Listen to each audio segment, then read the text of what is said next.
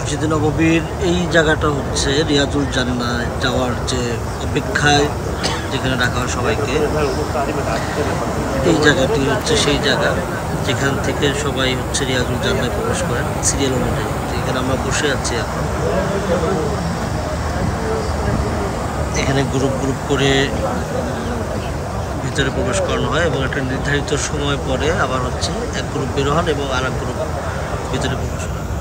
এখানে আপনারা দেখতে পাচ্ছেন যে সেই সবুজ গম্বুজ আমাদের সবার প্রিয় যে জায়গাটি রওজা মুবারক, এই সবুজ গম্বুজের নিচেই আছেন। এই সেই মিনারটি এবং এই যে 41 নম্বর গেটটি দেখতে পাচ্ছেন, এই গেটটি হচ্ছে রওজা মুবারক থেকে জিয়ারত করে সবাই বের হন।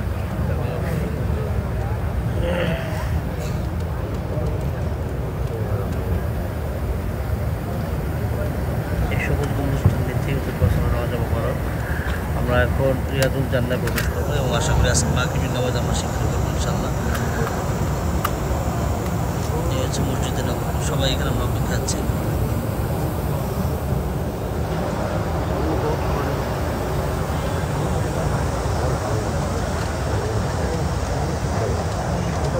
জোহর নামাজের পর থেকে সিরিয়ালে আছে, এখন মাগরিবের নামাজের সময় আমরা আশা করছি এখন ভিতরে প্রবেশ করতে পারবো।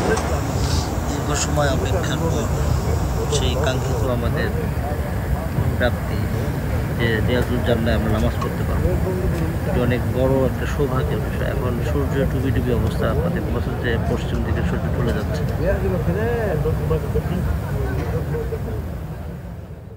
আপনার স্বপ্নগুলো আকাশ ছুবে প্রবাসীর হেলিকপ্টারের মাধ্যমে। বিয়ে, জন্মদিন অথবা যে কোনো বিশেষ প্রয়োজনে হেলিকপ্টার ভাড়া করতে যোগাযোগ করুন স্ক্রিনে দেয়া নাম্বারে। প্রবাসীর হেলিকপ্টার, নিরাপদ ও সাশ্রয়ী